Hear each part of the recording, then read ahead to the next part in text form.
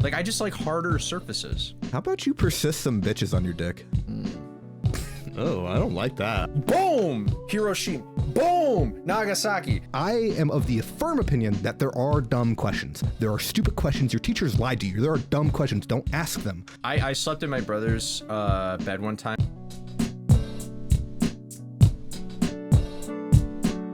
Good grief. Grief is good. Good golly, Miss Molly. Hey, yo, True. Molly? Yeah, dude. Wait, there's an announcer in the NBA that says, "Good golly, Miss Molly." Yeah, There's that's like a specific call that I remember with that in there. It's an old saying, dude. Well, I mean, know. you should Yeah, say I know that you're old. since but I was like, saying it. Yeah.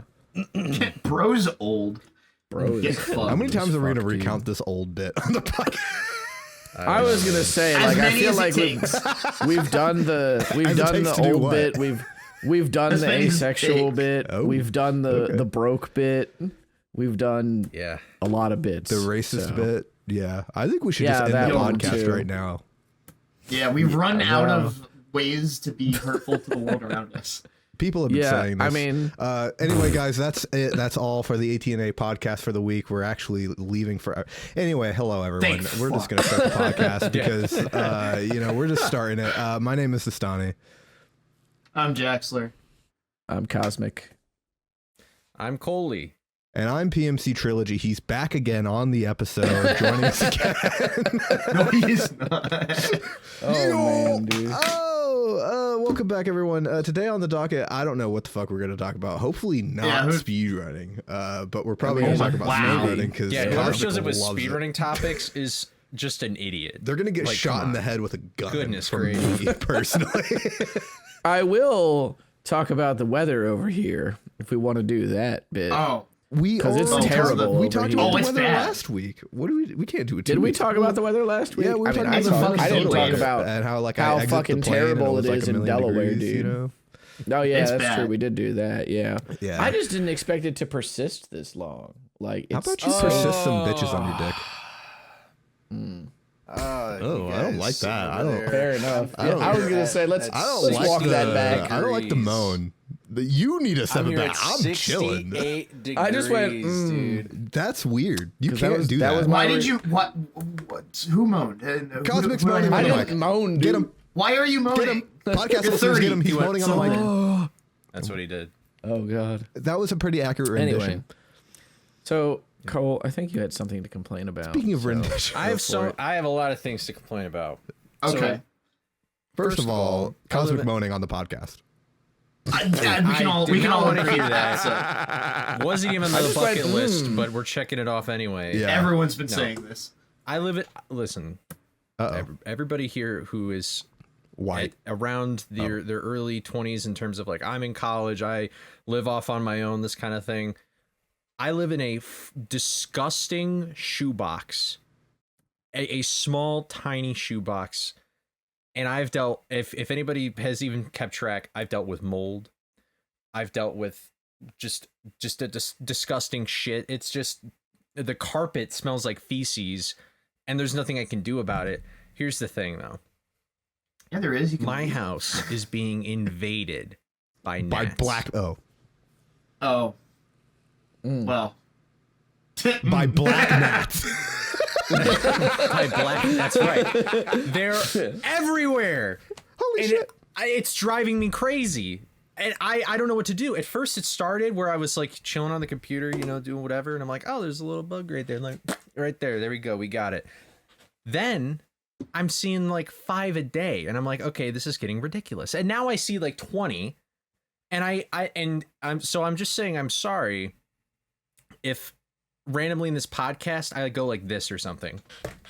Because I'm trying to kill a gnat, basically. Audio is what I'm listeners, trying he to punched do. the camera.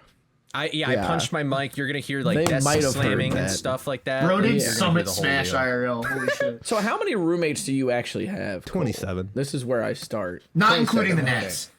I have only right now I have about 40. No, I have one right now. Okay.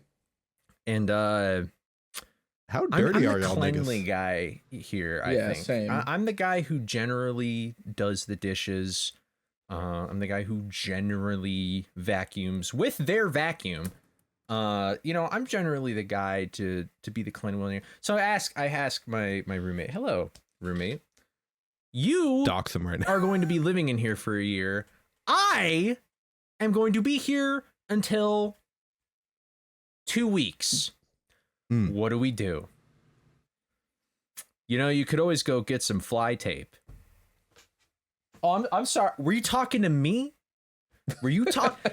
I should get the tape. The person who leaves in 2 weeks should get the tape. The tape for the flies? No, I'm not gonna do that. I'm not spending a dime on this problem. What do you want me to do? I just think this isn't your problem since you're moving. Like, yeah, I was gonna say you should just be like, that sucks for you. Have fun with these gnats, nigga, and then goodbye. But here's the I thing. wouldn't say it like that. Yeah, first of all, I can't say it like that. Second of all, I still got to deal with the gnats. I mean, and I don't know what to do. You only have to deal with them for 2 weeks and then you leave, Yeah, and then but that's that's no just longer your problem, dude. That does suck though. Listen, like on paper, listen. I've known my roommate for a long time, and honestly, because he is not here to defend himself, nor will he ever be. I will never let him on the podcast to defend himself. He might drop a slur. He's a good guy. I agree with him not like, defending himself. Let's get his ass. Yeah, dude. Fuck him up. This is just ridiculous. What? I dealt with the ant problem too. These people here used like the most. All right. By the people, do you mean like the landlords? Oh. Do you mean the landlords or do you mean your roommate? I'm talking about the roommate. The landlord won't do shit, dude. Okay. Elaborate. Who is these people? The landlord doesn't do anything besides take your money, bro. We've been known this. It's true. So this apartment is going to house, when I'm not here, thank God, 5 people. And oh god, it's gonna be crowded here, yeah.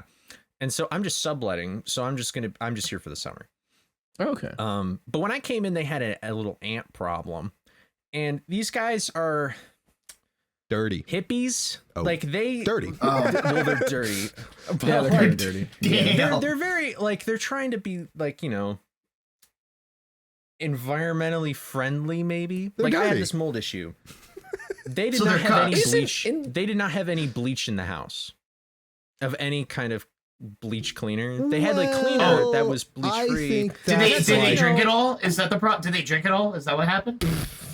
Dude, maybe I don't know. I think it's fine to not have bleach in your house. Like if you don't bleach your white clothing or whatever, why are you gonna have bleach? And no, I'm talking about like a spray, like a cleaner. You gotta clean your countertops. Bitches, like even if you bleach what is it like you clean your I thought you meant bathroom, like the bottle of bleach that you put in the washer the laundry, in your throat. Sorry, to kill I should have been more clear. No, they had other cleaners and stuff like that, but just not bleach, the kind that would kill mold, which was a problem. And then man, I'm getting and then they had these ant traps right where instead of just trapping the ants, there were these liquid gel ones that just gave them a little cuddle, a little lullaby, and they'd go swimming for a little bit, and then they would just walk out again. And I was like, I'm just like, fuck it. Boom! Hiroshima. Boom! Nagasaki. 2 raid things, those little white I don't know things right there. Let's walk that one back. Hold on. How do we go from cuddling to Nagasaki? Yeah, this is a big jump. Dude, that's they crazy, make these bro. ant traps where they got it's like a. Honestly, I could just go get it right now. Hold on. Oh, Cole's going to go get his bomb. He went to go get it. So, a bomb? How did we get to bombs, bro? Like, what? I don't know, dude. This is. I didn't think there's an anime theme somewhere in here. Where's anime? Jaxler, where's the anime? Detect. No. You can't detect. I got one of these. Oh, so he's back. For the audio listeners, it's like a white capsule thing that you Oh, wrestle. I've So like one of these. Yeah, kind of. I guess it kind of does look like an insulin pump, but these I've things seen these things murder. before. These things get rid of ants in a split second. Like you place 3 down, you do like a tri-state area pattern, a triangle. Bro said Wipes them all tri-state area. out. Here, let me go just put this back real quick. Oh my god. Wow. This is He's pretty podcast upset listeners. by I this. hope you're enjoying this riveting content about Cole's problem and ant problem. I mean, Oh boy. well, I was gonna say that the bleach thing kind of reminds that's me. about the extent. Well, he's gonna go on. now. You know, a bleach I was gonna reminds say me of this. Bleach the anime. Why don't you bleach some bitches? Well, I was gonna say Anyway. it reminded me of. I'm gonna walk back all It the reminded jokes me of when thought I worked in retail when I was in college. And I remember that. So if you ever want to see some of the most downright disgusting stuff in your life, just work in a store that's been around for a couple of decades. It's guaranteed that like somebody's going to forget to just clean something, or there's going to be enough turnover in the staff that things that need to be cleaned are not going to be cleaned. So I remember the milk coolers. The milk coolers were kind of outdated. Oh. They were from the previous company What did Cole yell? that was in the building before Walgreens bought them out. It was a local company for Delaware. And so there was a point where all the customers were complaining that day that it smelled, and we were like, whatever. Because we were all in a bunch of us were in the back, like working on some stuff, and we were like, they're probably just being customers, or whatever. And then we walked up there to bring some like drink carts up to the cashier, and we were like, holy shit, it stinks up here. And then we like pull the tray, like we pull the cover off of the bottom of the milk cooler, and then pull out these trays like this.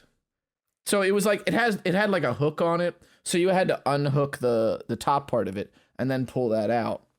Oh my god. So that was on the bottom of the milk cooler, and then we pull out the trays underneath, and it was just like curdled milk like all up in there, and just like really like nasty shit. I knew. And so I like looked at my manager. Oh, you've been saying and I milk was like, this whole time. Okay, I'm here now. So yeah, milk. Yeah. So I said to my manager, I was like, what the hell do we do? And he just goes, it's what you're going to do. Grab your gloves. And I was like, oh, fuck, dude. So I had to go and take that shit over to the sink. Now, mind you, the sink is all the way in the back of the store, and this is at the front of the store. So I had to very carefully transport these trays of just terrible, nasty liquid. Yeah, I would have walked to out the back. I'm not doing that, actually. I was a little close. I'm not going to lie. It smelled terrible. I had to get like, this was my first experience with like putting on one of those, like the folded masks or whatever, or the medical masks. Yeah, that was his last time. Strapped that shit on immediately, and then staunch boom, anti-maxer. Boom. Yeah, dude, I would have put on like a hazmat suit. Okay, bro. Anyway, so I go to the back, and it is disgusting, dude. Like, I thought it was bad when it was all sitting there, right?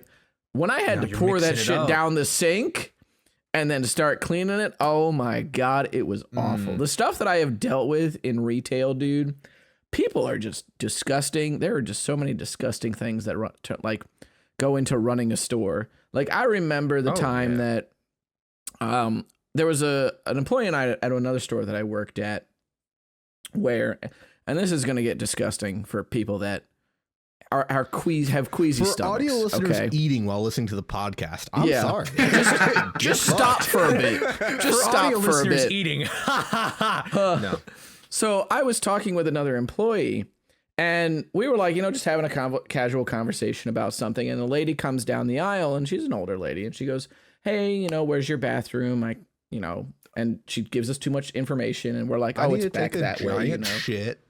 Hell. Basically, yes. So little did we know. So she reaches the end of the aisle, and then we see her shake her leg out, and then just a liquidy piece of shit just falls out into the middle of the floor. And I was like an assistant manager at the time, or like a shift lead, and I was like, what the fuck? And so I was like, you know what? I'm going to have a little bit of fun with the cashier while she's taking care of her business. So I go up to the cashier and I say, "Alex, I got a job for you." And he's like, "What?" And I just point down the aisle, and he immediately covers his mouth and is like, no, don't make me do it. Please, no. And I was like, nah, it's fine, dude. I got it. So I went and cleaned that up. All right. And we thought that the storm was over. But no, it got worse. All right.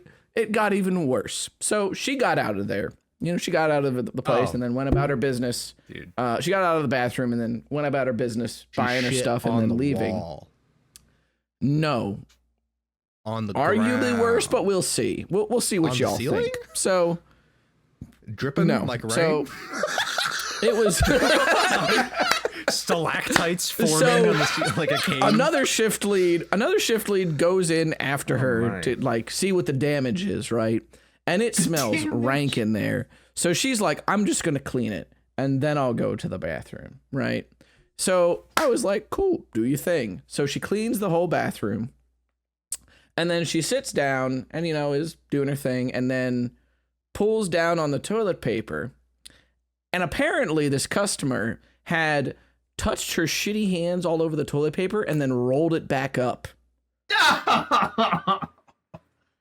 Instead of just pulling it off. You just violated the etiquette. Like, you shouldn't do that regardless of the evidence. It was bad, dude. So the other shift lead just touched this stuff.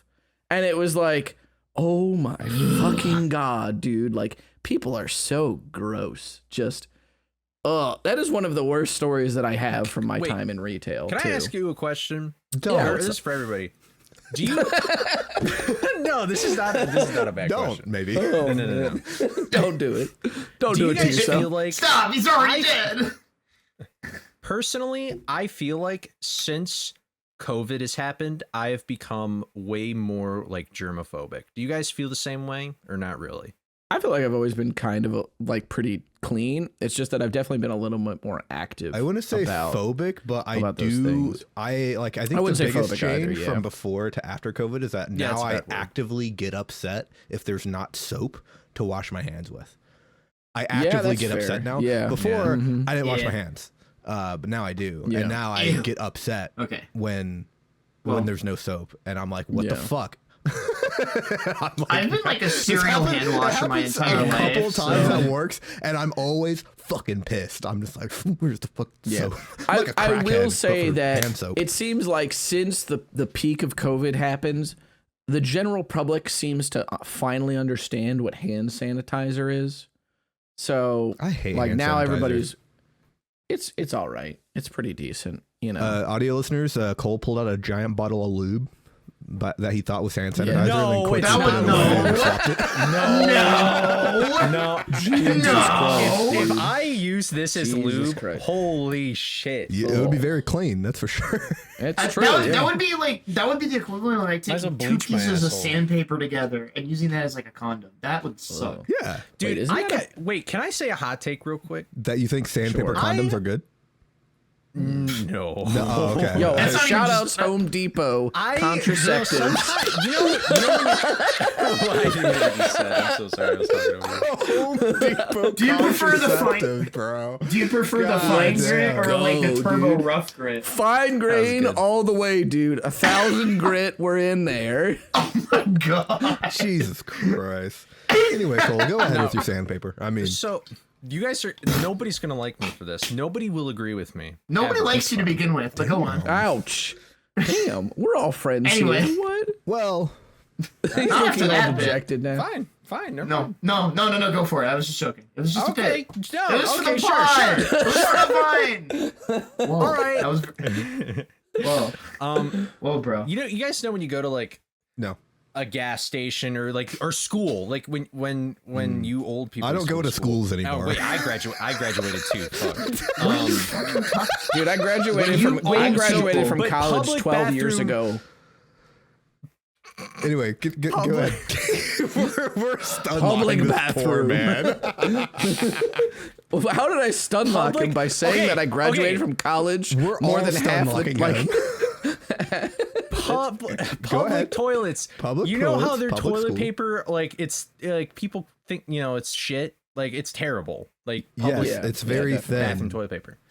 Yes. I actually sometimes like it.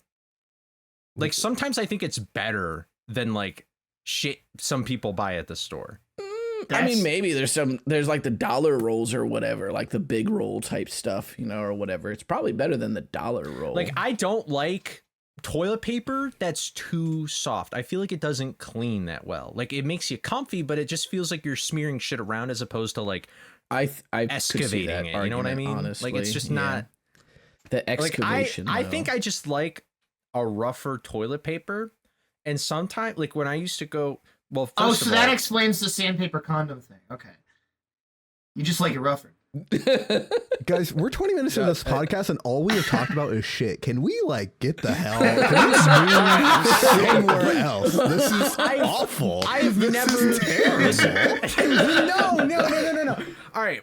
I'm gonna say, dude, let me finish. He's got that. I've never said this to anybody because I'm like, you know what? Audio listeners, Nestani is holding his head in his hands in the most funny way. This is not a safe space no more. This is no longer a safe space. Oh God. Anyway. But no, man, it's just like I think I like stuff like that where it's like rougher. Like my pillow. I got a pillow here. It is like I've got a pet. To me, a pillow pet. It's comfortable. Other people say it's like plywood. Like I just like harder surfaces. Oh. So don't take that out of context. Like is your mattress then like more firm? Yes, I like a firmer mattress. I slept in my brother's bed one time when he was out of town and my parents used my room as an office. Mm-hmm. And I felt like I was absorbing into a black hole and I hated it. Ouch. I felt like I was being folded by the mattress. It was ridiculous. There are definitely people that prefer like firmer mattresses and stuff, so I could see. Oh yeah, floor naps are one of the greatest things of all time. Like just taking a nap on like fucking concrete is like actually fire.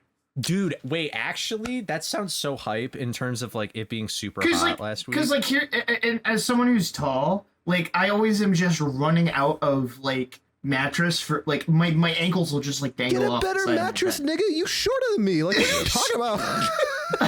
Me and Cole don't have this problem. We just buy a queen size bed. Like what are you talking about? Oh my God. I don't got a queen. I've got a queen. I have a queen. Bam. I have a full. But here I have a twin size and I have that exact problem. Well, you're taller than him. Yeah, tall people. Yeah, twins would definitely. Wait, how tall are you, Jax? Problem. I'm 6 foot. I'm 6'2", and I think you're 6'4". I'm also 6'2". Oh, okay. Oh, we're the same height. Oh, okay. Yeah. Wow, fun fact. Okay. Shout outs to everybody on this podcast. Over 6 foot. Over 6 foot. Yeah, let's redo that bit. It's a good bit the first time. Yeah, throw it back. So you know, everybody but me. Cosmic, how does it feel to be portable? Pretty all right. Sometimes, I guess. You know, I don't got to fight for leg room on the airplane.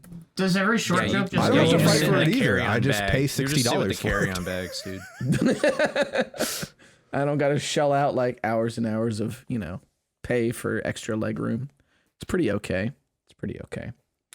Something that I did want to talk about too. And I don't know. Anything but this, please. It's fine. Yeah, no. I'm going to move us into something tangentially, at least related to speedrunning. So I know you were that going to say something else tangentially related to shit. I was going to tangentially related to fecal matter. I mean, it's speedrunning. So speaking of shit, Scooby-Doo Night of 100 Frights. True. So people have been saying. People have been saying. So I know that Jax actively competes in Smash. Your mom. Like Smash Melee specifically. No, but I don't know. He plays like Cole's. Yeah. Well, I would say you're not like a casual. I'm not a casual, right? He's not bad. You have a competitive mindset. I'm gonna add a counter for every time Cole claps a gnat. I think it'll be funny. I'm trying. You know what's even sadder is I think it's the same net and I keep skill issue. I'm sorry. It's like that one freaking as seen on TV clap on. Clap on. Clap Yeah, I know what off. you're talking about. Yeah, Xbox on. Yeah. Go ahead. Xbox off. All right. So hopefully I turned off somebody's Xbox. So now, hey Siri, what? Kill yourself. I wonder how Alexa, Siri would play respond to that. Despacito. Anyway. All right. So something that I did want to talk about is kind of something that I've been experiencing lately with Otogi 2. And I guess in other speed games that I've been like the agent of like revival for is that when you come to run a speed game, a lot of times if it's been long dormant, people will just sort of come up out of the woodworks to run the game again. But in the case of Otogi 2, Dolphin has not run the game for, I think, like 22 probably years. 9 years actively a year. I mean, half the time, basically. But he didn't really have a reason to run again. And like until I came along and I was like, hey, I'm going to start running this, you know. And there's often this sort of narrative that gets preached in anything competitive or competitive adjacent that in order to improve, you have to have some kind of rival. This was a thing, especially like in like the late 2000s, early 2010s, was that like having a rival that's around the same skill level as you will cause you to improve like more rapidly. This is also true of like, especially true of fighting games. That was something that was, you know, kind of preached to me a lot. I don't think I necessarily agreed with it. But in terms of being like an unintentional okay, wait, what are you rival, saying though? Because first you said it's like necessary to improve, and then you were like it helps. So I'm saying that's a narrative. Yeah, but what is the narrative? Is it necessary or is it like helps? Because you said two different things. That's I'm just pointing out. Like, I should say because you said necessary and I said no, and then you said helps and I didn't say anything because it does help. Oh, I didn't even. But it's not necessary. I didn't even register that I said that. So yeah. I think I'll he's being backtrack a little again, bit. So let's backtrack. So I will say that what was preached to me, was that it was necessary, but I only think that it helps. Yeah, we're on the same page. Especially like in smaller scenes, I think this was taught to a lot of people in fighting games, that you needed like a rival to really like bring out the best in you and force you to improve a lot more. And especially it was true in scenes where like some of the top players were far and away from you. So there's only so much you can learn from somebody that's far and away better than you. As opposed to somebody that's down at your level, and you can both level up that way. So I wanted to get your guys' thoughts on like, I guess like not necessarily rivals, but like mutual respect in competitive environments and how, like how that motivates you or drives you to get better. Because I'm motivated pretty intrinsically, I think, especially when it comes to speedrunning, although that's a thing that came over from my fighting game days. But for example, there's people like Dolphin who did not run a game for 8 years, and now that somebody else is finally like there to bounce ideas off of him and also do runs alongside him, he has been doing runs like just as often as I have. So whoever wants to go first, like I'll just go and start by saying I kind of have two different diverging thoughts that came to mind immediately, and we can chase whichever one first. Okay. The first way that I see it is having that rival versus not having that rival. It's almost training two sorts of different things. Yeah. And that, I can go into more detail on that.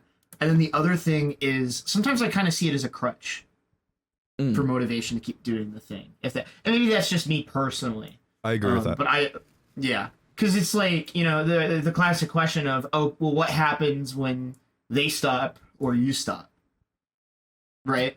And that kind of gets into what I thought a little bit with a different skill, is because the things that you focus on and the things that you really work on, not even just in speedrunning, but just as a person, kind of depend on what your reasons for doing it are for, right? And we've had this conversation before. I've brought this up many times on the podcast of like the, idea of like people who only play one speedrun, right? Or the people who just only like play Mario 64 because they just want to grind Mario 64. Or the people that only play Scooby-Doo Night of 100 Frights and not Rabbits Go Home. Okay. Well, sorry, Cole. But essentially what I'm getting at is like, right? Like the kinds of like the kind of it's almost a different kind of speedrunning in its own right? Mm-hmm.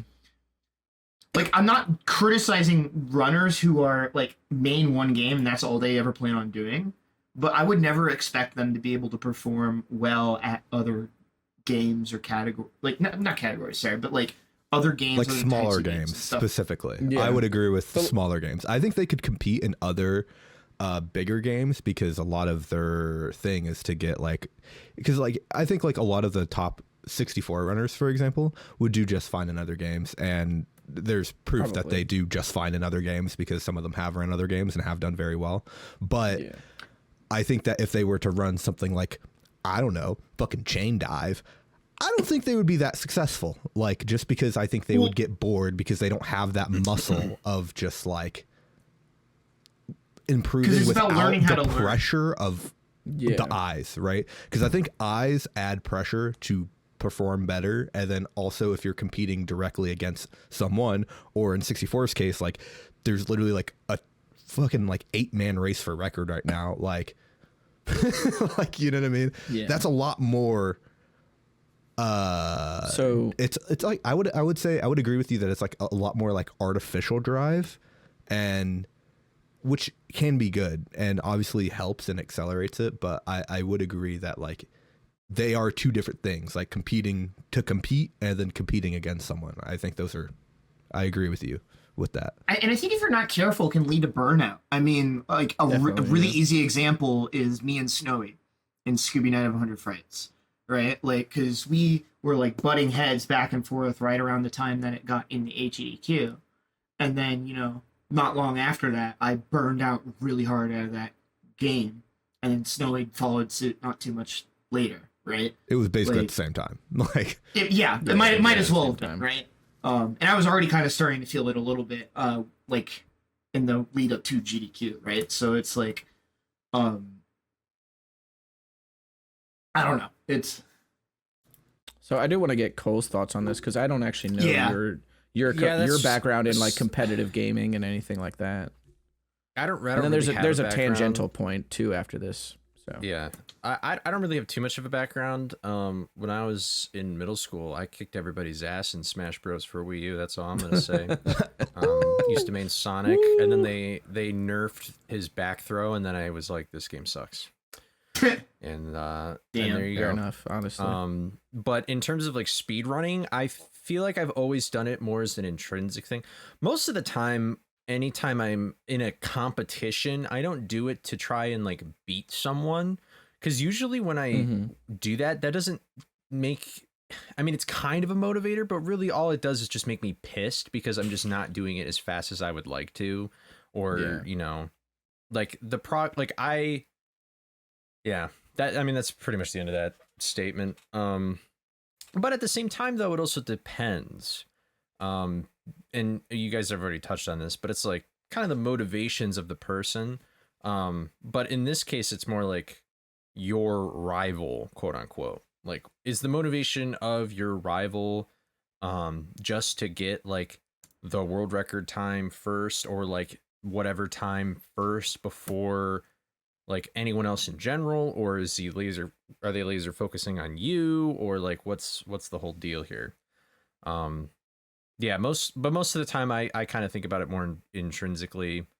Like I started speedrunning Frights just because I thought it was cool, and then eventually I got good at it, and then I was like, well, I might as well just see how good I can push it. And the one time I did try and have a rivalry, I hated it, and that was probably the last time I seriously ran the game, because I always just felt like this is stupid. Like I feel like when I do things, I should do it because you enjoy it. But yeah, I think to also jump off of that point, I think there is a difference in competition with another person, in the fact of, is it a positive competition or a negative competition? Because I have been with both of those things, and for me, I don't have as much of negative connotation towards Cole. I'm down to get a little negative. You know, surprising to no one. I'm down to get a little negative. But like, I think that is a thing that trips up a lot of people is like negative and positive competition. Because just for an example, I would say positive competition that I've had was when I first got into speedrunning. I wanted to beat my friend Ryan's time. Ryan, in theory, a famous commenter of the podcast, loyal watcher. Yeah, shout outs to Ryan. But like that, I would view as a positive competition where like he was giving me tips, like whatever, trying to get me to improve. Same thing when I competed with Jax for like a brief. We weren't really running at the same time in Lunistus, but I came in like basically right after he set this like really good time, and I was competing against his time. And then I've had the other side of things and Frights where like it was definitely two people like butting heads, right? And I think that I don't really have a end point here, but like that is just like two different flavors, and I think it just depends on which one you get, because I would argue that Cole has also had competition, but with me. But the thing is that we had a positive competition, and it wasn't really like we weren't doing this, but our times were like this through any percent. Like they were really feel neck like and competition, neck. Right? Because we were also like, well, I do it like this, you do it like that, and like we did this thing where we just improved each other because I was like, hey, what if you did it like this? And he's like, no, that's fucking dumb. And then he said, what if you do it like that? I was like, you know what? You're right. I am dumb. And then like we would just do that like vice versa a lot. And I think that is like, you could say that it's like us just running together, but I still think there is a layer of competition there, just because we're still improving each of our own times, whether we're like actively wanting to beat the other or not. Like I didn't actively want to beat him, right? Like that wasn't like my focus, but like we were just doing it at the same time, you know? Yeah. And I mean, also just like for anything, even if it's not a competition, I just think that people have this like innate thing of like, if someone else is doing it, then that gives me more of a reason to do it as well. Like I think like just going off and doing something on your own for a lot of people is way more difficult than like seeing someone else do it and then like, oh, I'll do it. Or like, for example, like going to the gym. Like a lot of people like going to the gym with someone else for a multitude of different reasons. But one of those reasons is just the fact that you kind of have somebody else with you, holding you accountable, with you, know? Holding you accountable. Yeah. And I think that's similar in speedrunning too, is that like part of the reason why it helps to have a partner or a competitor is that they're also holding you accountable, because I think we've all experienced this running a game where you are like, I don't want to fucking play this game today. I'd rather die. And then you're like, well, I've got to get to it anyway, you know? You know, because everyone just has that thought. I mean, everyone has it about their workplace, but even in something that you like, you're going to have days like that where you're like, definitely, you know, even though you love the thing, you're going to be like, dude, I really don't want to get up and do this today. And a lot of times like those extra factors can help you push through on those days. But I think it's also very important to understand how to push through those days without that layer of competition. And I think that goes back to Jax's point where like, it's just a different muscle. Right. And I think the main thing is that like the top runners of like XYZ popular game might not do good in a smaller setting just because they don't have that extra like push, and it's all on them to like get up and go, right? And that's like, it's kind of the opposite of competing with someone, because now you're competing with yourself. Right. On a similar note, it is so much easier to break someone else's record than it is to break your own record. In most cases, true. Because like it is so much easier to like, okay, this is what I need to do and bop that, versus when you're just kind of there when you're competing with yourself. I don't know if I agree with that, but that might just be me personally, I think, because for me running Lunistus, granted I did have some other adjacent factors, but like when I was beating myself for like a month straight, it was just because I really wanted to do it, right? And then like I think for like a period of like 3 weeks, it was like, oh, I want to like get this time as low as I could possibly go. And then I saw that I could get a sub 25, and then that really kicked it in. So like, I think that's a bit different, but I don't know if I would agree, because I have definitely grinded down my own times a lot. Yeah. But if I can clarify what I got at. Yeah. I think it's more so that you have more, like, if you're second place shooting for first, you have a bit more to gain. Yeah, right? Because you would go from not having record to, oh, I have record now. Right? As opposed to if you're already kind of at the top, or if you're in a situation like, you know, me, for example, where, oh, I'm playing another bound Neo and nobody else even knows how to install this fucking nobody game. else knows it. Yeah. No one knows how to install the game is crazy. Yeah, nobody knows how to install. No, it's true. No, literally, to get another Bound Neo working, you have to like trick your Windows machine into thinking it's like the Japanese install of Windows so that it can load the correct characters to get it to run. Hey, I mean, I put a 250 gig SSD in my computer literally like 2 days ago to get a game. Oh working. my god. Okay, so podcast listeners, quick tangent. Oh god. If you have like more than an 8-core processor for Strider 2014, that shit don't work. If you install Strider 2014 onto a hard drive that has a terabyte more capacity, it will not have sound. I said to Nestani yesterday, I was like, well, apparently a fix is just installing the game on a smaller hard drive.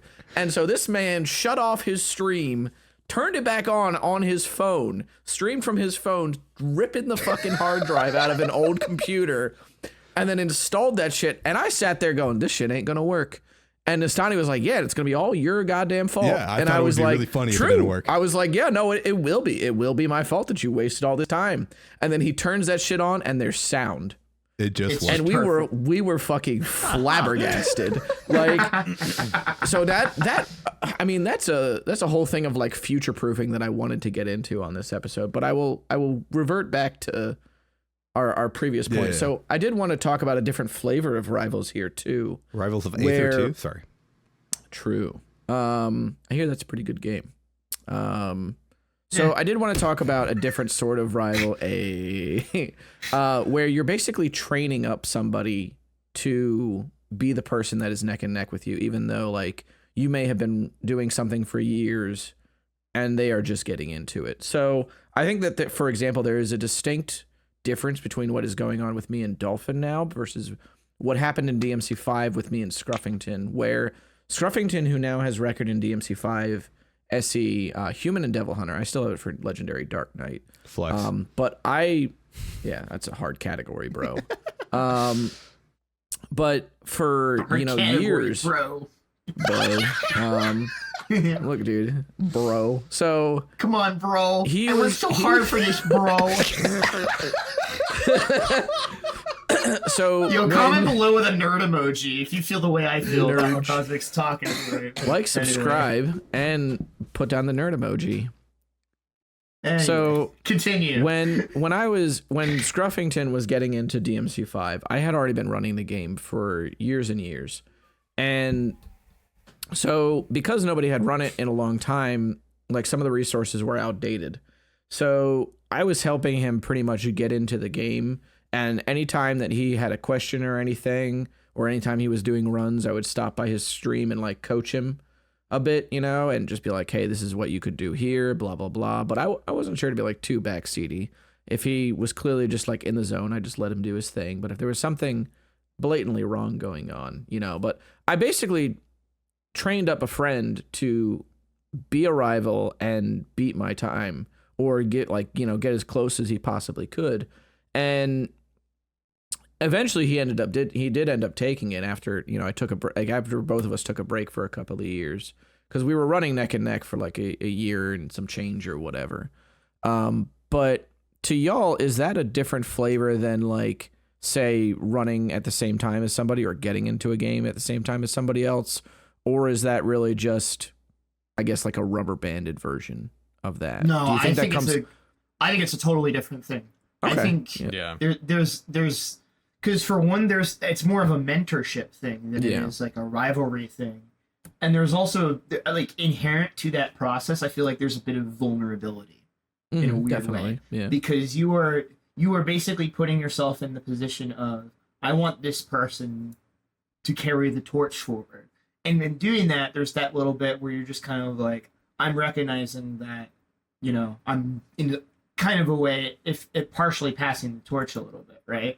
So it's almost kind of different, right? Because definitely, I feel like that's more you motivating someone else to do the thing and to work on it. That's true. Than it because it's the intent and the drive. The drive in that case would be to grow someone else and by extension grow the scene, rather than growing yourself.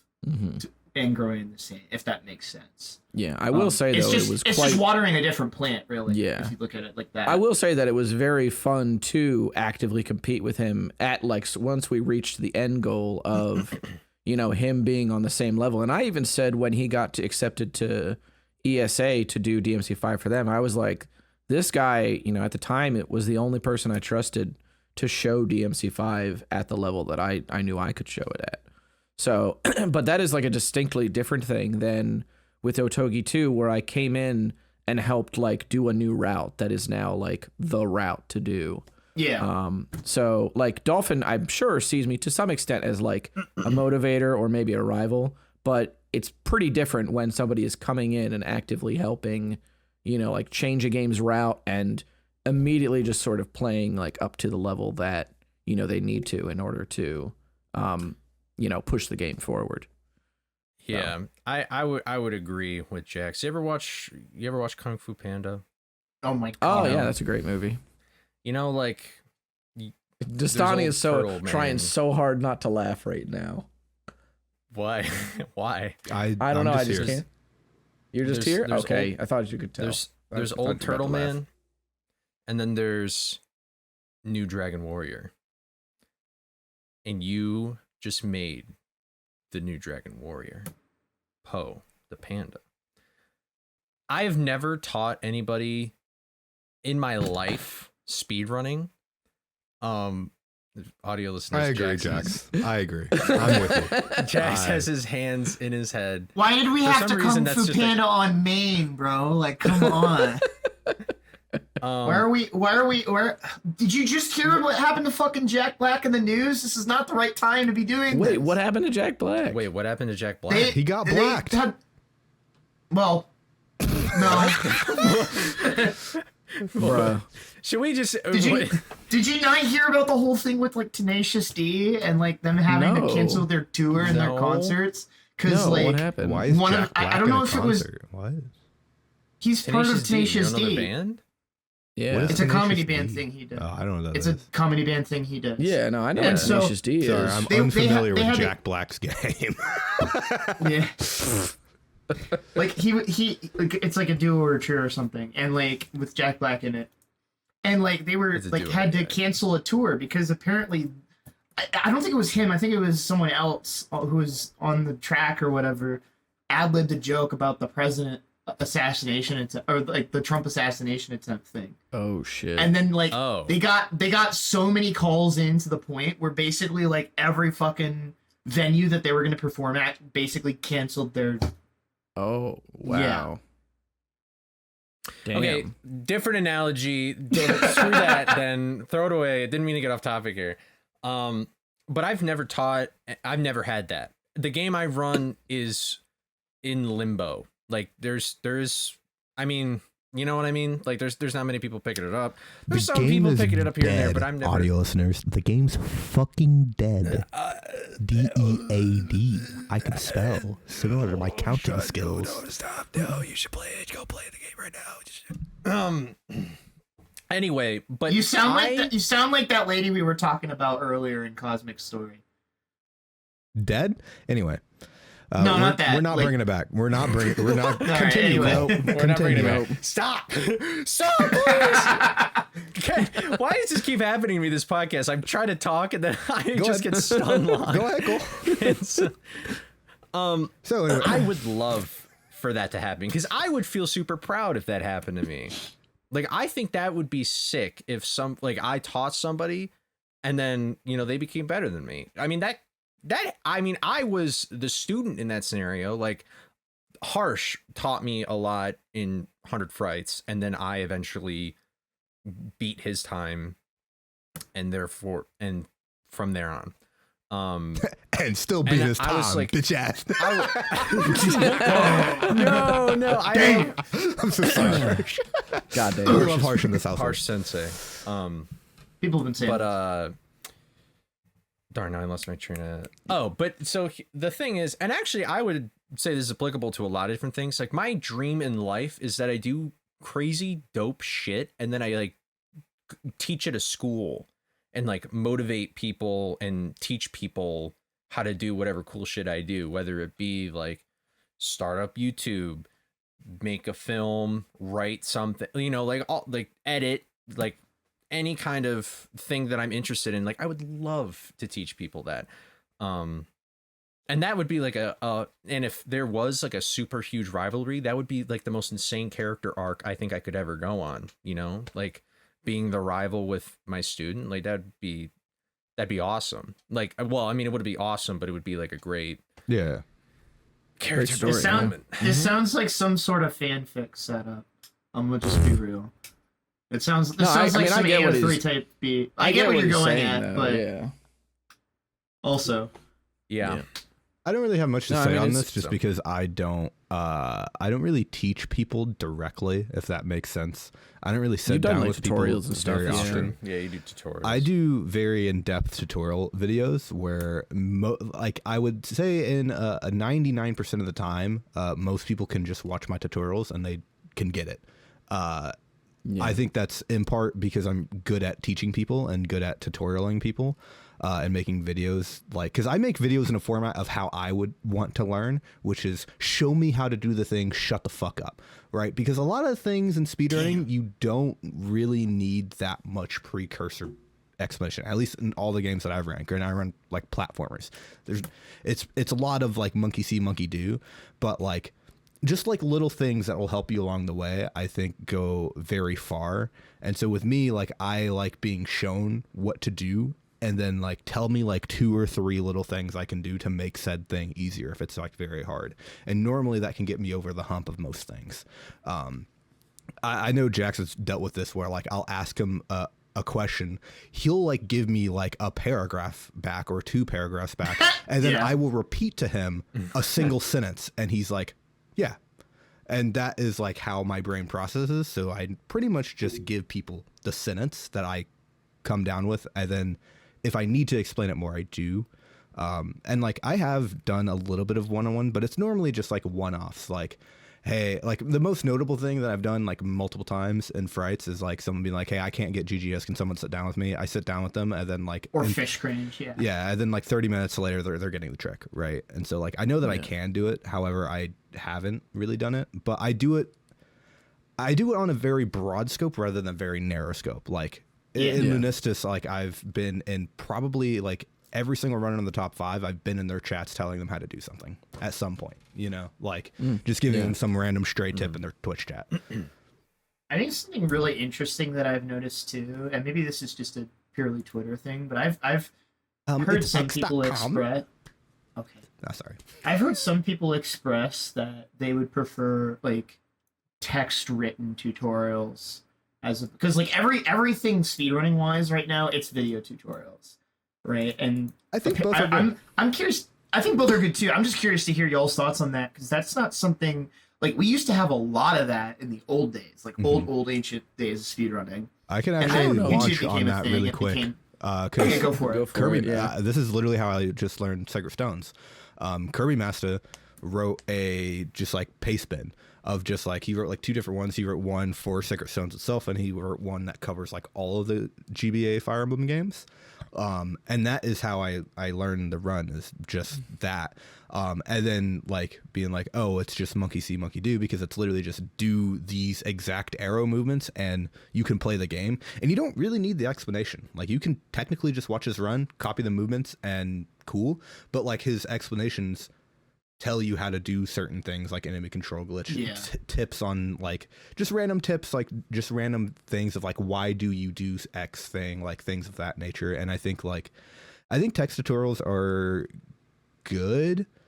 It just, you need to be very good at writing in order to have that be a thing, if that makes sense. Because I don't think there is a single human being on planet that could write a text document about GGS and Scooby-Doo 900 Frights and tell me how to do that shit.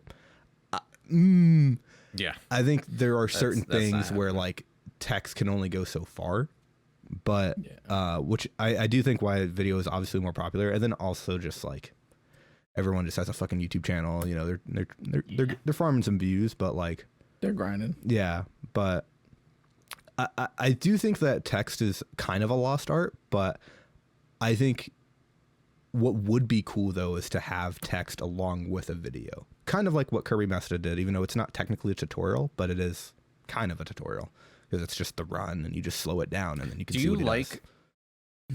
Do you like watching like commentated runs ever or not really? Me or everyone? Yeah, or anyone really. I would say, I was about to say no, but then I just literally last night I watched an 1.5 hour video of Small Ant running Breath of the Wild 100%, and like during the run he was just explaining things that he was doing, and I was like, oh, this is.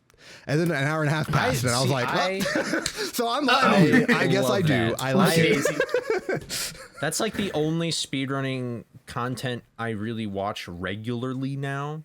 But there was a huge stint where it was Twilight Princess. Like I was super into watching Twilight Princess speedruns.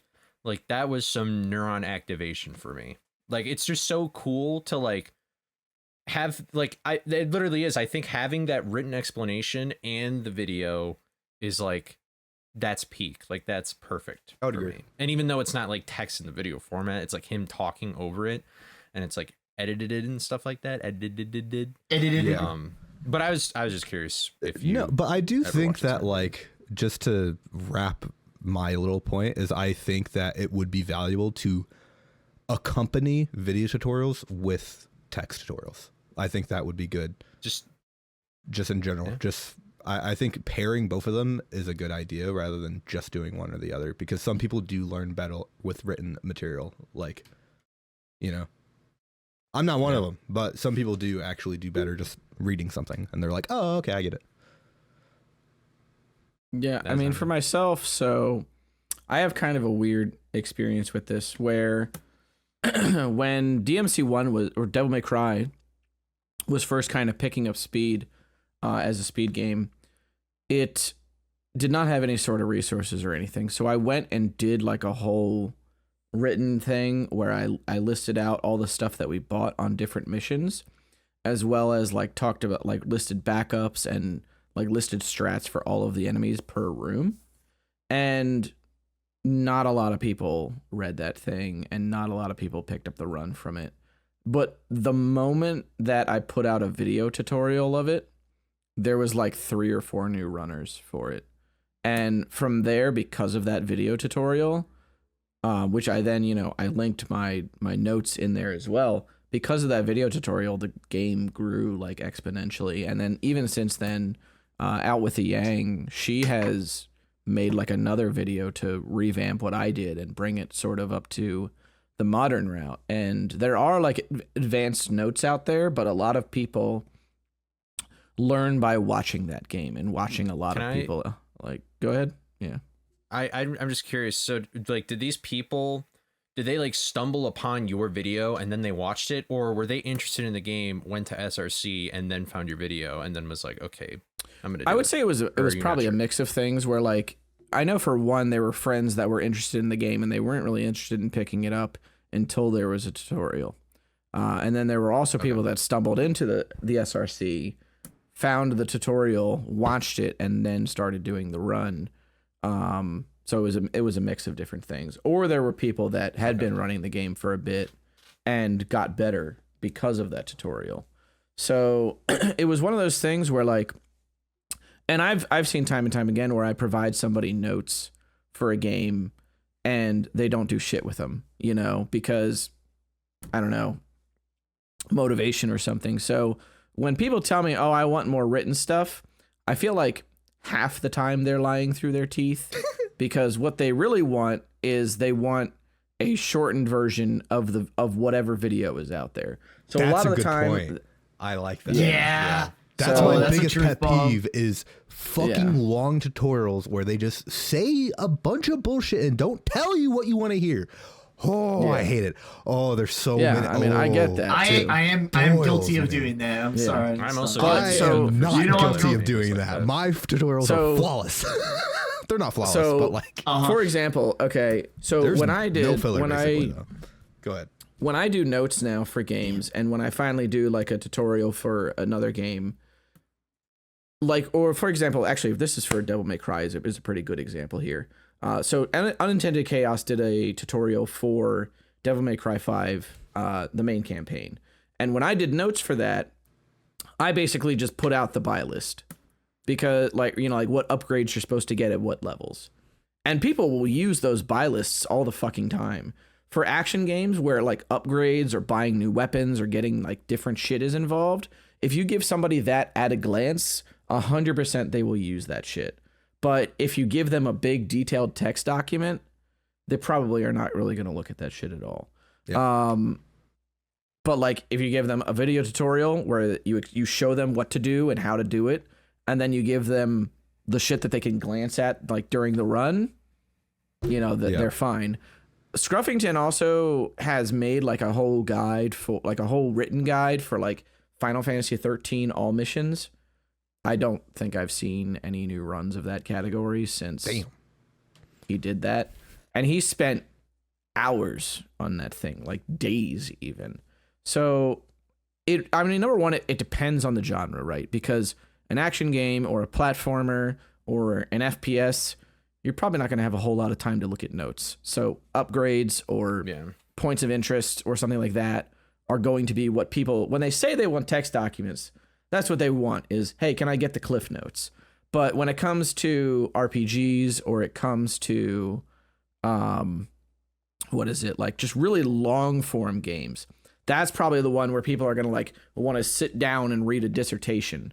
Because like, for example, Final Fantasy VII, good luck, like just watching a run and figuring out what to do with step count or figuring out how to salvage step count, which step count, for those unaware, is how the game actually tracks and like how runners manipulate random encounters to level up throughout the run.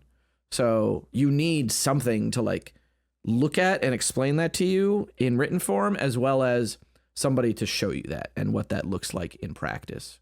So I think that there's a bit of hyperbole when people are like, to wrap up my point, I think there's a little bit of hyperbole when people are like, I want more written stuff, because I have seen time and time again when people get handed written stuff and they just go, all right, well, time to boot up the game now and play it. They just toss it behind, but they'll actually sit down with a video tutorial all the time and watch that and then do runs off of it. I've seen a game go from 20 runners to now 80 runners because of a video tutorial as opposed to a written one. So have you ever, because it sounds like that you've written stuff specifically for one individual runner and then they don't use I write it, stuff. or is it like, I know stuff generally for people, because I write my notes like as if I'm looking at them for the first time. Okay.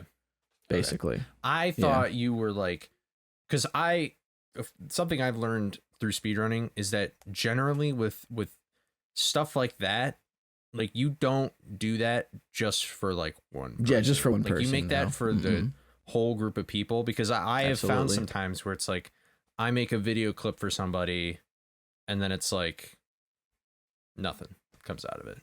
Yeah. So, but if I do it generally, then I feel like, there's a lot it more becomes more open, and then I actually there's some sort of feedback or something about it. Definitely. What are your thoughts, Jaxler, since you're the one who brought up the question? Oh, on like the teaching kind of, I guess. No, just because you said what are your thoughts on written notes? So I was just wondering like why you brought up the question. Written notes versus video.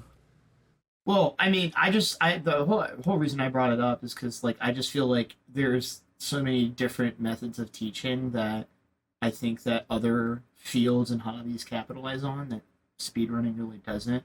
Like I'll give you an example of like a hobby. Like I haven't participated in this hobby in like ages. But it's called letterboxing.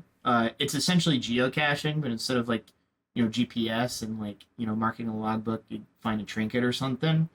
You just replace that with like custom carved like line art, stamp art, and stuff like that.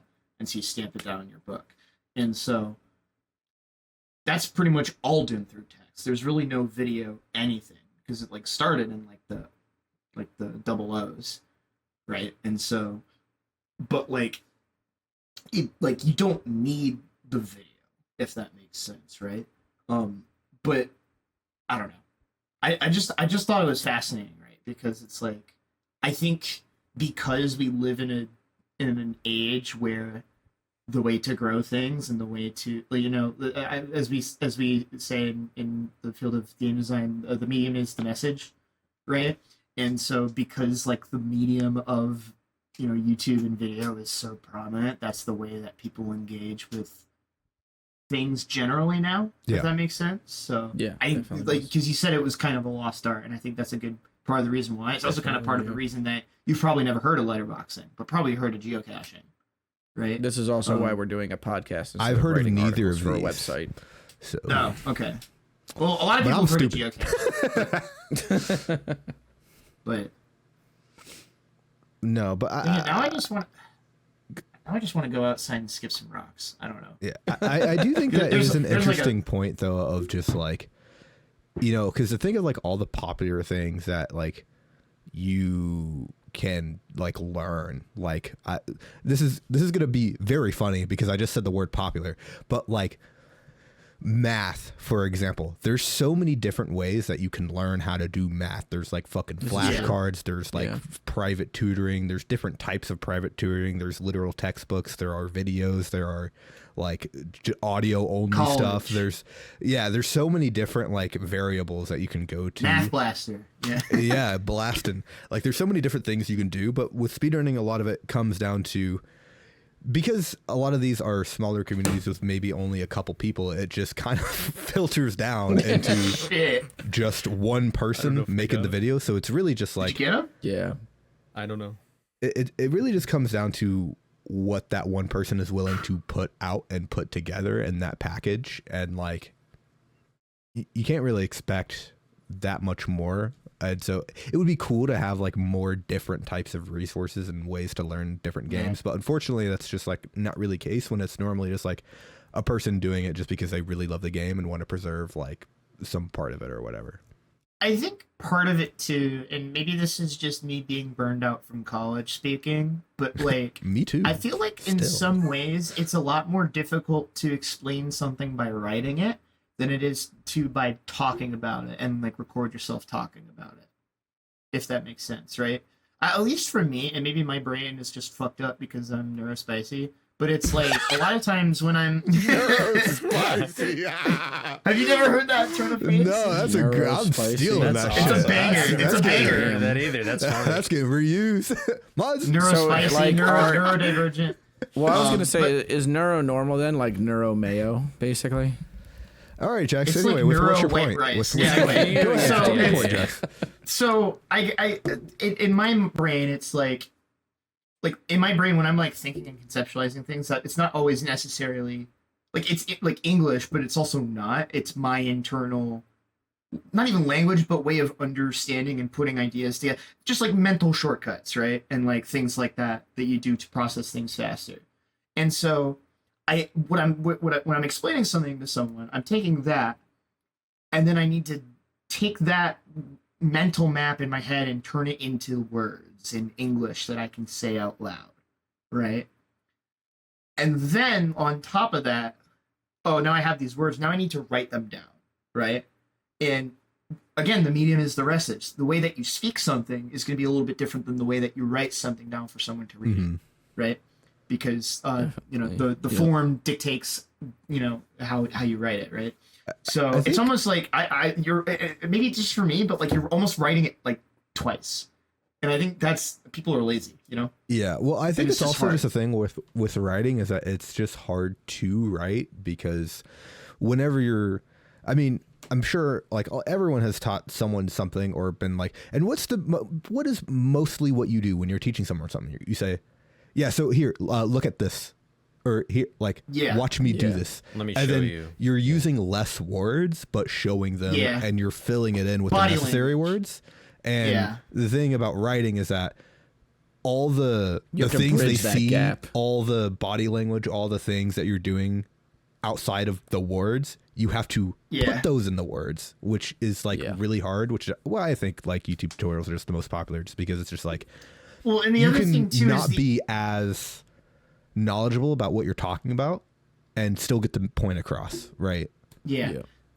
And this might be a whole nother aside, whole nother subject, but like there's the intangibles that you can't even necessarily teach, Because like there, you know, I'm very much like this, where it's like someone can tell me not to do something or say something, like be like, "Hey, this is how this works," but it's not really real until I fuck it up or it happens to me, right? So it's like how did you learn to not touch the stove when it was running? Because you burned your damn finger on it, right? You can't, like, even with, you know, video and like YouTube and text and stuff like that, there are just going to be certain things, you know, whether it's just you forget about it or it's just like little quirks that are just, it's so feel based that you don't even think about it. It's like some things you can't even just teach. Failure is the greatest teacher. Yeah, true. That's the saying. You can't teach teachable moments, right? So it's like teachable moments happen, and then you talk about them. Yeah, and you know, this is getting a bit into a more broader topic, but something I wish I learned in school was how to learn. Like, everybody learns in all these different ways. Some people are visual, some people are more spatial, some people like writing it down. Some people, you know, they have all sorts of different ways of learning. And I feel like I actually really learned how to learn to some extent by speedrunning. Like I sat down and started doing things like GGS and frights, which for those of you not familiar, that really is fun like trick. the first really big easy hurdle. A really hard trick. Really easy to do. Easy now. Like just completely Anybody free. who complains about it's a little baby now. Yeah, fuck a pussy. But like, I mean, I don't want this to sound incredibly like harsh, but like there's some people where I see them enter a speedrunning community and they ask these questions and I kind of get the vibe already that they're not going to be they're not going to do much. You know what I mean? Yes, I agree. No, I get it. Yeah. Like, I mean, I think I think it's not because sure they might be motivated and sure there's a bunch of other factors and sure that they probably really want to do it. But I think one of the big things is that because sometimes I can see based off the questions they're asking is that I don't think that they really understand how they can put this information into their head. I also just want to say that like a lot of times when people are asking questions, the answer is already there and they're just not looking at it. In the run. I think the most right now I'm learning a game called Sonic Unleashed. This game's a fucking nightmare hard game, right? And there have been literally in the past 24 hours, there have been 3 different instances where I was about to type a message in the Discord asking people how to do X, Y, Z.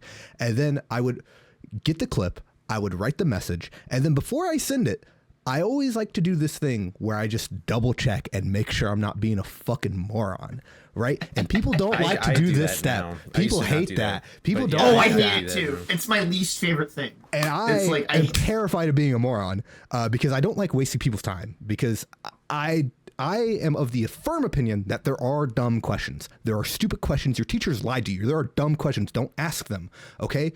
There are dumb questions, and I try to not be dumb questions. So I type up the message. It is. You're so toxic. I am. That's such a horrible attitude. My God. I think there's so much wrong with you. The thing is that like there's so much value in writing up. And like, here's the thing is I film all this stuff. I write up the message and I have all the questions. And then I'm like, let me double check. And because a lot of times what you need to do is just write the question. You don't need to send it. You just need to see it. That's what I'm getting at is that like, I have the footage in front of me. I have the message I wrote and then I look back at the run or I look back at the tutorial and then I cross-reference it and then it clicks. And as happened like a bajillion times in a bajillion different games, but it's happened like 3 times in the past 24 hours where I've done that motion and Unleash where I'm like, oh, it's this. Like, I don't need to send that a question. And I think that like what Cole's getting at is that like a lot of people, they just send every question. They never say like, ooh, like, what if I can just figure this out myself? Like, what if I don't need to send this? Like, and I feel like there is value to keeping it to yourself and learning on your own without asking a bajillion million questions about someone else. Because ultimately, when you get to the top, there's no one else to ask questions to. You're asking the questions to yourself at that point, right? And I think that is what he's getting at, which is like, they're not going to make it because they don't have that like grit and that understanding from the get-go, and it's just like you're never going to like get a sub 20 in frights, like, you know. or like whatever. I think even more so too is that like when somebody comes in and they don't seem to enjoy the process of learning the run, they just want to get in and do runs, and they want to get the run done. They want to play the game, and I understand. I want to play the game too. Cosmic's talking about me. He's talking about me. I mean, I know people like you and other people that do not necessarily enjoy the process of doing the run, but there will be people that will come into a Discord and be like, so when does time start? When does time end? And then I'll send them a screenshot that highlights the button that says show rules. There are dumb questions, ladies and gentlemen. There are dumb questions. See? Like, it's not a dumb question. It's a lack of due diligence, right? That's what I'm saying. Like, yeah, it's a dumb question because there's a lack of due diligence. Here's the thing, though. I try to have empathy, right? Because you can do your due diligence and you just like cataclysmically fuck up. That's different. I'm talking about the people that literally send every single question that comes to their brain, right? It's different than like the Gen Alphas. Like, okay, let's just like the three things I thought of in Unleashed. If I sent one of them, it would have been fine, right? Like no one would have been like fucking mad or whatever. Yeah. Someone would have explained it to me, and then I would have probably went like, "Oh, I'm stupid. I can now see that in the run." Yeah, and both things happen, and I get to the same outcome, right? This is just me not wanting to be annoying, but like that's different, right? It's just one question that like another maybe a bit ignorant, but I think like Cole's talking about people asking 20 ignorant questions in a row. So here's a good example too. Is that, like, the difference between like lack of due diligence and a dumb question is that, like, for example, in Devil May Cry 5, there's a move that you can use when you're in like your Super Saiyan God form or whatever called Judgment, and it does a lot of damage. It does a lot of damage in a huge AoE, but it resets boss stun. Now, I don't expect people to know this, so when they ask me, like for a while, people would ask me, why don't you use this move when, you know, that form is about to expire? That's a lot of damage you seem to be leaving on the table. And then I will and I don't expect people to go and like test what Judgment actually does, like on in every scenario, right? But I'll just tell them it resets boss stun values. So in the long run, it's not worth it because you can deal a bunch of damage with this form, exit the form, stun them, and then kill them. But that to me is not a dumb question, even though there is a lack of testing.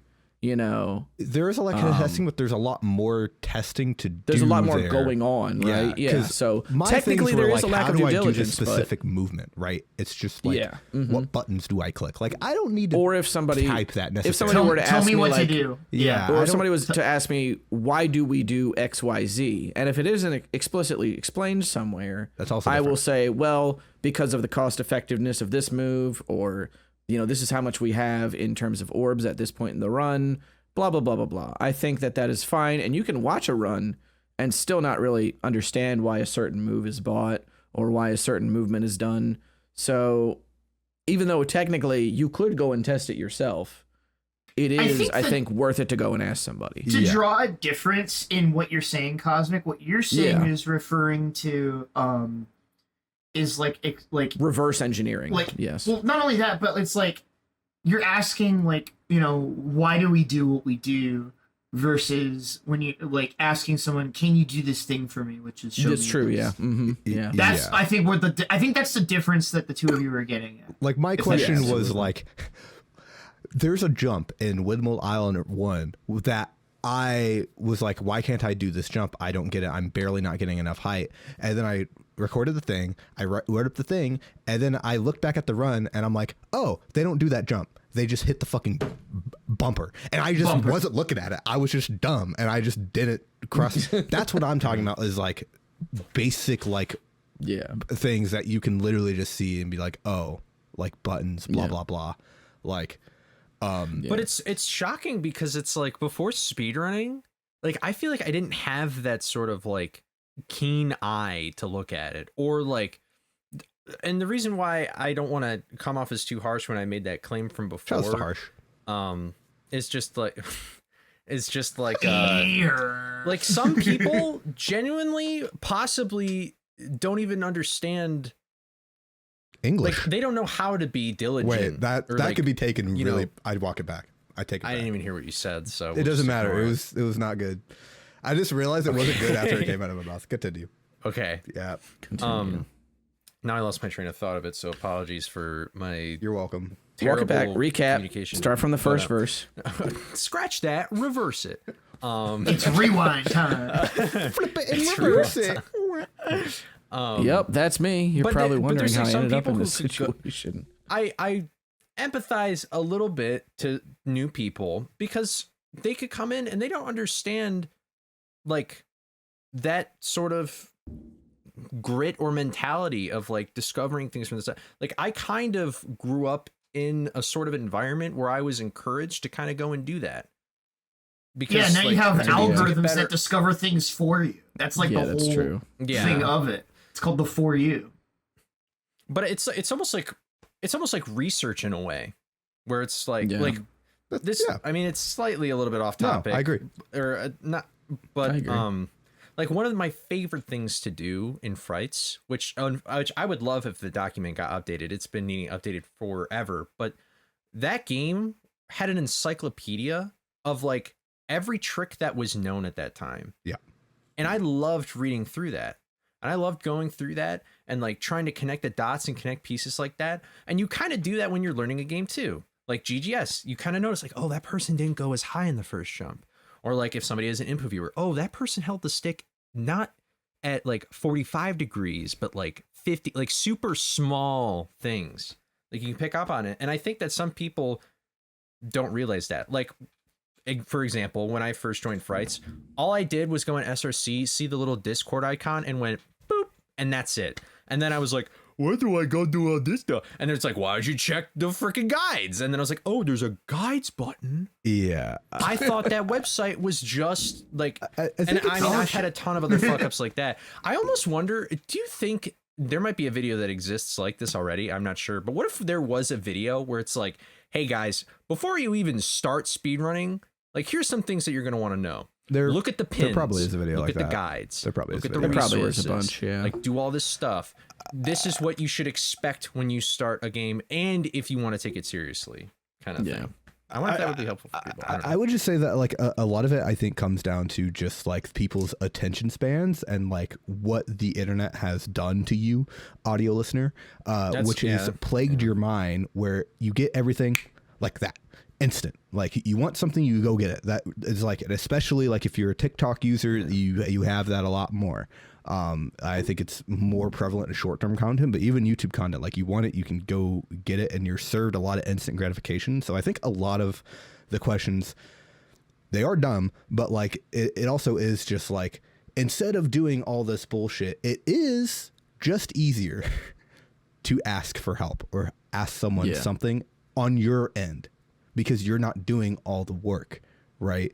Because if someone says, oh, hey, here's this guide, that you didn't have to go to SRC, find the guide page, scroll down, find the one that's relevant to you, and then click on it, and then be like, is this the one that I need? And instead, you just ask someone and you get it instantly, right? And it is sort of a weird catch-22 on the end of the person that you're asking the help for, because then if they're like, okay, well, you could have just gone to the guides page and then looked there, then there's a possibility that they come off as an asshole, even though you didn't do your part.